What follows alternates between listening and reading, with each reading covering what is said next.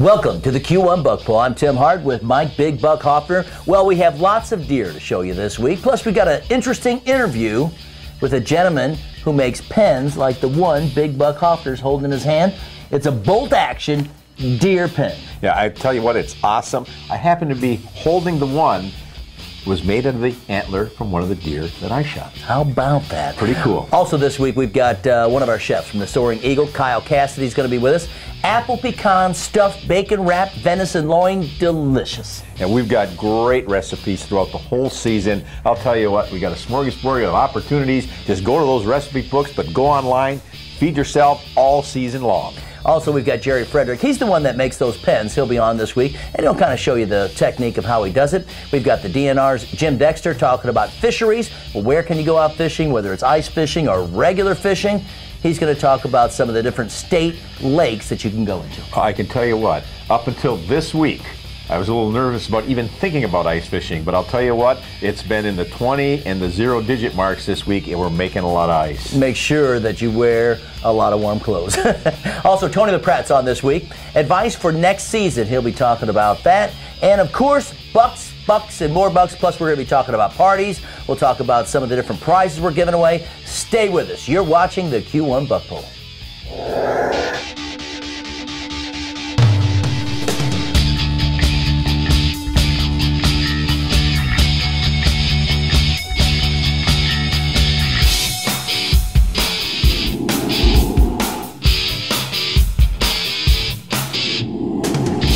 The Q1 Buck Pull is sponsored by these participating businesses who support the great outdoors in Michigan.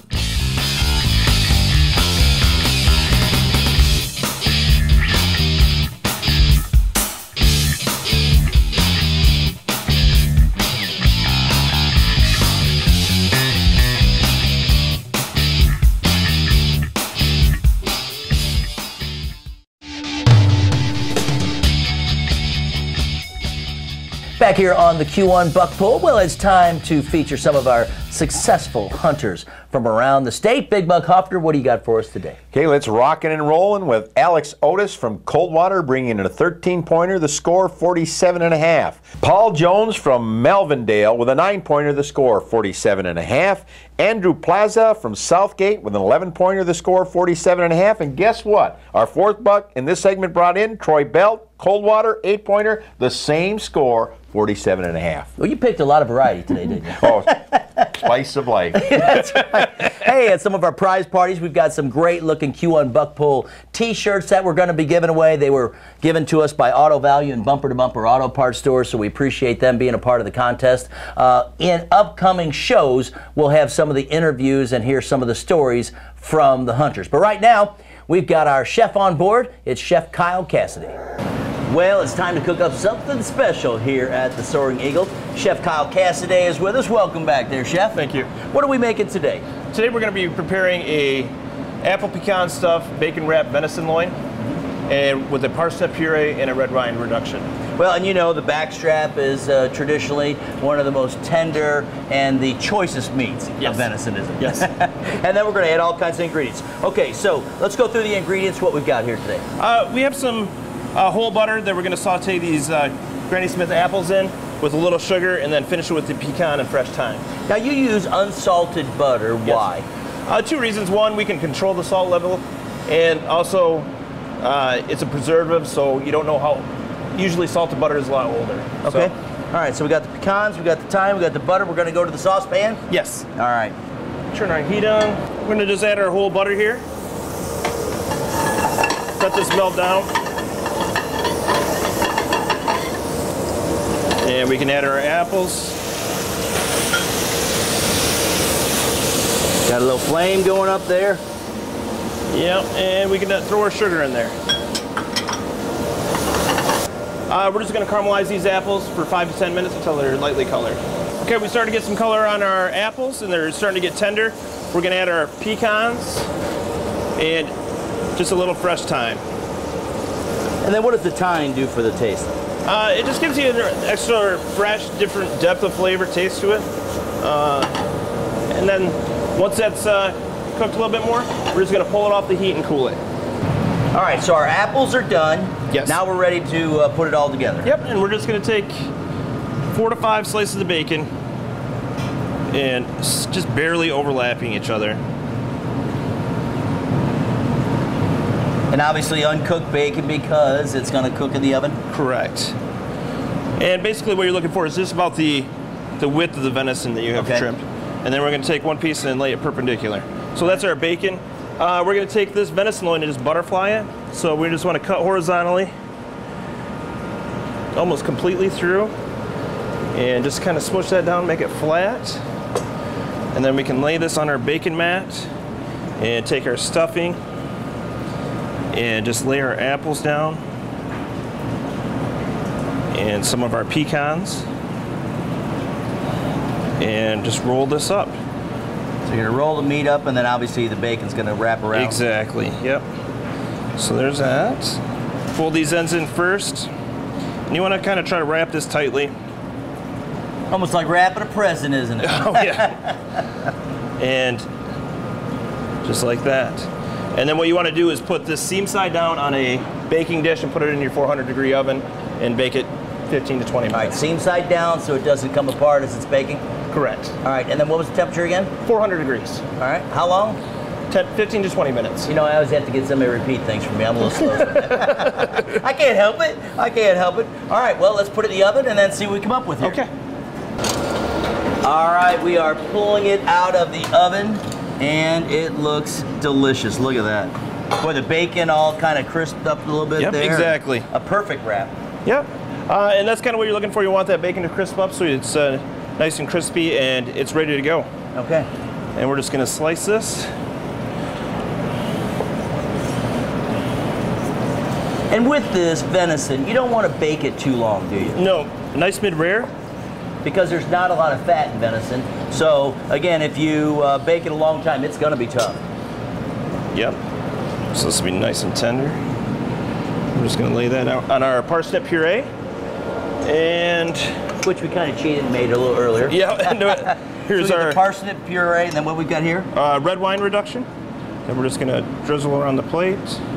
And what's that going to add? That's going to bring, I mean, the smell of that, you know, it makes you ready to eat, I'll tell you. Yep. Right. It just adds a little moistness and adds another depth of flavor. It's going to make it real good. So that is your apple pecan bacon wrapped venison loin. And you can really see the stuffing in here with the apples and everything like that. Sounds like it's going to be something kind of sweet for me to taste. Is that right? Yeah, the little sweetness from the parsnips and the apples. All right. Oh, yep. Got to make sure you get the apples on. Yeah, you know it.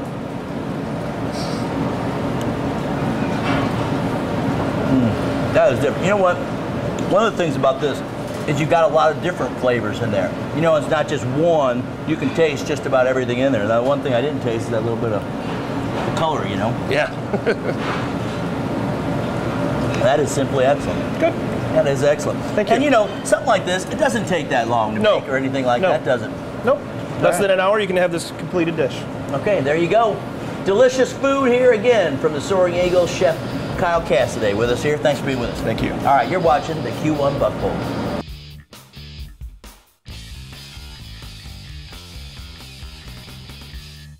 We're fortunate to live in the great state of Michigan with millions of acres of recreational land, 11,000 inland lakes, and for a lot of people, it's a dream come true to own their own piece of property. Today I've got Randy Steck with us.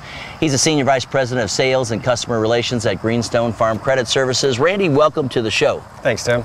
Now, Greenstone has been a proud sponsor of the Q1 Buck Bowl for a number of years, and you've really helped thousands of Michigan residents own a piece of recreational land. Yes, we have provided financing for thousands of folks across the state, and we are very happy to be part of that dream building process. And Greenstone has a number of outdoor enthusiasts on staff, but you also have locations all over the state too. Yes, our 31 offices are conveniently located to the bulk of the customers that we do business with, and we encourage those folks to stop in and talk to us. We share a lot of the same values and beliefs that the outdoors community has, and many of our staff actually enjoy the same activities. Randy, there's a lot of different programs too, aren't there? Yes, we can provide financing for up to 30 years and a fixed rate of interest for as little as 20% down. Well, Randy, when we were talking outside, you talked about loans as long as 30 years, as little as 20% down. You've got all different types of programs. But what sets Greenstone apart? Really, it's the people that work here at Greenstone and the solutions that we can provide to folks in helping them with their dream purchase. And whether it's, a lot of these customers have not had a lot of experience in purchasing real estate or dealing with a lender, so we can walk them through that process and really provide a lot of value, expertise and advice to help folks through that process. And if I want to learn more and get more information? You can check us out on the web, give us a call, or stop by any one of our 31 offices throughout the state of Michigan. And he talks about the 31 offices. That's 31 locations where you can register your buck or doe in the Q1 buck pool. They can take care of you. Randy, thanks for being with us. You're welcome. All right, Randy Steck's been with us from Greenstone Farm Credit Services. I'm Tim Hart, and you're watching the Q1 buck pool. All right, so you've taken your buck, and you want to do a skull mount, but what are you going to do? Well, Camel Creek Hydrographics, one of our sponsors, has a dipping process, and I tell you what, Mike, what a great way to do a European mount. Yeah, I'll tell you what, it's become highly popular. I've seen more and more of those over the last couple of years than I've ever seen in my life. All right, that's Camel Creek Hydrographics, one of our sponsors. We also are going to talk to Jerry Frederick about what do you do with antlers and what else you can do. But before that, Big Buck Hoffner has bucks. All right, here we go. Dennis Hitzman from Shepherd with an 8-pointer. The score, 47.5. Larry Kabashik from Brunson brings in an 11-pointer. His score, 45.25. And Travis Hennigy from Freeland with an 11-pointer. His score, 45.25. So again, Kevin at Camel Creek Hydrographics will take care of a skull mount or anything that you want to have Camel put on. But right now, if you got some old antlers, or you got a piece of barnwood, or you got something you want to see a pen made out of, here's Jerry Frederick, a little special guest with us. He's going to talk about how to make a pen. Hey, I'm just getting ready to write a memo with my Bolt Action pen. Actually, what we're going to be doing right now is I'm talking to Jerry Frederick. He's the manufacturer of these very cool pens that use deer antlers and exotic wood, but we're going to talk about deer antlers today. Welcome to the Q1 Buck Pool. Good to see you, Tim. All right, Jerry. Well, tell me what you're doing with these pens and how do you make these? Well, these are ready to turn. I did these because we have to glue them up and allow them to sit overnight. So these are ready to turn. But what I have to do is I have to take a look at the antler, and we'll take a look at several of them here. And I have to try and determine where I can cut out of this antler to fit this brass sleeve. This brass sleeve is the key to making the pen operate and to make it fit. So the antler has to be round enough or wide enough that this sleeve can slip inside. That's correct. I have to drill a 3/8 of an inch hole through the center of it, and it has to be, it's about 2 5/8 inches long. Not the easiest thing to do. I've worked all sorts of methods, and I've cussed and discussed a lot of different ways, but I've found that there's some pretty successful ways. Okay. So what I'd like to do is give you an example, because what happens here, if you have the curve of an antler, you have to figure, where you can get that brass sleeve through there without coming through the side and yet maximize the beauty of the antler. Okay. I've also found as we get out towards the end of the antler, the material is a lot more dense. This is a little softer or no? Well, it's actually harder as we get out this way, but it lacks the core. Okay. This is a growing material when it's on the deer, and so it has a core that has a blood supply in it. So that core happens to be a little bit soft. What happens to that soft core as you turn it on the lathe, there's tiny, tiny pits in there, which are actually capillaries. Well, they fill up with debris, and so it has a little bit of almost a speckle or a freckle to it. It's not. I mean, it's still very attractive, but I've found, I really love that ivory look, and so I'm trying to get as much towards the end as I can. I'm rapidly running out of antlers. I would think that Big Buck Hoffner there would shoot a few more. Wasn't a great season. Wasn't a great season this year, but anyway, so what I'll do is I'll try to figure out where the best use of this antler is. And so then I have to cut it on the bandsaw. All right. Take it over the drill press, and I have to make sure, because my ends have to be square with this brass tube. So I'll try and figure out where I can get the most use out of this. I'll cut it, drill it. We glue the insert inside, and it has to set. Now it's a super glue, which you have to be very careful with. I have some super glue release, which is really important thing to have. Otherwise, you got a couple fingers you end up with the fingers, together. a few fingers glued together, and then it has to set and harden. Okay. From that point, then what I'll do is I'll put it into my lathe. I'll turn it on the lathe. I use different sanding mediums, and I'll sand it all the way up to 15,000 grit to get that really awesome polish on it. Okay. And then what I do is some simple wax, furniture wax, to give it a little bit of more of a gloss. And then what I have to do is I have to assemble the pins. Now this is just the first part. This is getting the blank, what we call the blank. Then what I have to do is I have to assemble the parts with my press. Okay. I started out, when I first started doing this, I started out with just a little tack hammer trying to hammer them together, and I end up ruining a lot more blanks than what I was being successful with. So I just went ahead and got the press, and the press is made specifically for assembling these pens. And then as I take a look here, you know, really the pens come in, the components come in like a package that you order, and then that's how you assemble the rest of it. Yes, and I make, of course, this is what they call a single unit pen. I make some that are 2 unit. But the single unit pen, I think, has just been an awesome thing. The wood gets down to about a 32nd of an inch thick, so it's really fine. You have to be very careful. One wrong move with the lathe tool and it just shatters. It literally just shatters on the lathe. So you have to be extremely careful with that. And then polishing, getting the final finish on. Nice little bolt action going on here. I like that. It really is. It's very an amazing pen. And it's got a good heft to it. Yep. It's got a good cross refill. So it's a very, very high quality pen. All right, talking with Jerry Frederick today about the bolt action pens. We'll have a limited supply at the final Q1 buck pull at the Soaring Eagle, March the 2nd. So get there early, because I think we're going to have maybe 40-ish on display ready for sale. That's correct. And Jerry, we appreciate you talking about our subject here today. Very, very cool. Thank you. All right, thanks, Jerry. All right, Jerry Frederick. I'm Tim Hart, and you are watching the Q1 Buck Pull.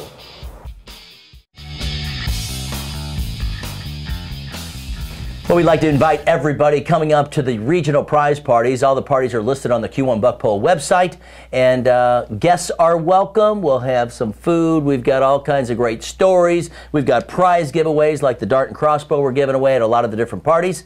And, of course, wonderful stories about bucks like we have here today.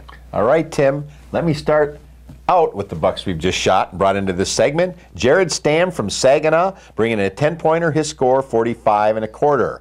Lawrence Powder from Galesburg with an 11-pointer, the score 45 1/4. And Anthony Schuberg from Stanwood, guess what? Same thing, score 45 1/4. Congratulations. Big bucks, you can see them all online at q1buckpull.com. Well, you know, a lot of hunters out there like to go fishing, and you know, I like to be out there on the water, or I guess on the ice. Today we've got Jim Dexter with us. He's with the DNR, talking about the fisheries and where you can go fish around the state. Let's talk about some of the opportunities of fishing here in the great state of Michigan. We have such a tremendous array of opportunities that are available. This state has got anything and everything that a person could look for in freshwater fishing. Whether you want to fish for salmon in the Great Lakes or go for bluegills and perch in small lakes like this here behind us, it's available to everybody, all within very close distances to wherever you may live. Water is never more than about 15 miles from anybody in this state. So how does the DNR manage all this fishing? Well, we have staff here in the Department of Natural Resources and Fisheries Division, and we're responsible for the management of all the fisheries resources in the state. We have offices located throughout the upper and lower peninsula. Technicians and biologists go out and work in the field, surveying streams, surveying lakes. We have Great Lakes research vessels, and we're out in the field from about the end of March through early November, conducting field assessments, doing inventories, seeing how populations are, using that information to develop management proposals that we may move forward with to try to always make fishing better. Our goals are to maintain, improve fishing throughout the state for all anglers, and we spend a lot of time and we put a lot of fish into the water. We do a lot of different types of surveys. Things come out really pretty good. Well, one of the things we want to talk about too is you don't have to have that, you know, $50,000 bass boat to go out and do some fishing here in Michigan. Oh, well, you can start off with the most simple. You can cut a stick and put some line on it and just toss it out there with a bobber. Or, you know, once you become more advanced and you want to get out and do different types of fishing, there's so many different ways that you can fish, and the equipment that's available just runs the gamut. Spinning rods, open face reels, closed face reels. You can troll, casting from shore, getting out in a boat. It just depends what floats your boat. You know, if you want to get out in a boat and fish, that's a great way to do it. But there's a lot of different areas where you don't need to have that type of investment. You don't need to have a boat. You don't need to have waders. There's a lot of parks that are available here in the state. There's a lot of community accesses in cities, county parks, things like that, where people can go out and learn how to fish. You might not catch the biggest fish, but you're going to have fun doing it. And that's the whole point, is to get outside, get comfortable with the activity, and then explore from there. Once you get comfortable with it, you know what to do, you could never sample everything that we have just here in the state of Michigan. We have just so much that's available. Again, you can find out more information about some of the fisheries around the state by going to the DNR's website. You know, thinking about information, you got any advice for me for hunting for next year? I have no advice for you because I was out with you this year and we had no luck. So what kind of advice would I have? We've got Tony LaPratte here giving you some advice today from Ultimate Land Management and the Whitetail Boot Camp. Now talk with Tony LaPratte about what you should do after the season. Is it okay to go in the woods and kind of scout things out? Well, right after the season, you must find where that big buck made it through the hunting season. What you want to do is find out that secret hiding spot. So right after the season, I like to go out and find where that buck hid. Now, when you go out there, a lot of times you'll hear him get out of the swamp or a thicket. You want to make notes. You want to go in and document where he's at, figure out how he's coming and going. At this time, his trails sneaking in and out of his safe area will show up great. In September and August, you're scouting, you can't find these trails, and a lot of times he's not in this bedding area at this time because he only goes there when the pressure's on. So go in there, document it, but do not return. You got a one-shot time to go in there and figure it all out. Now, when it gets springtime and it starts warming up nice, just about when it starts to green up a little bit, go back in, put your stands up, get everything ready for hunting season, and just back off and leave it alone. Great advice as always from Tony LaPratte. And I will say one other thing. Here's my advice to you for this year. Let's go to the regional prize parties and the final prize party. Yeah, I'll tell you what, they are a blast. We've been doing these for a number of years, and the thing I think that surprises everybody is the amount of prizes that we give out. We've got some great sponsors that donate a lot of gifts. Everybody walks out of there as if it was Christmas. For Mike Big Buck Hofter, I'm Tim Hart. Thanks for being with us this week on the Q1 Buck Pull. Remember, whenever you're out in the woods, be safe. Why do you shoot them with a shotgun? Why do you shoot them with a bow? Why do you shoot them with a muzzleloader? Because it's fun. Why don't you just run out there and knife them? Because it's fun.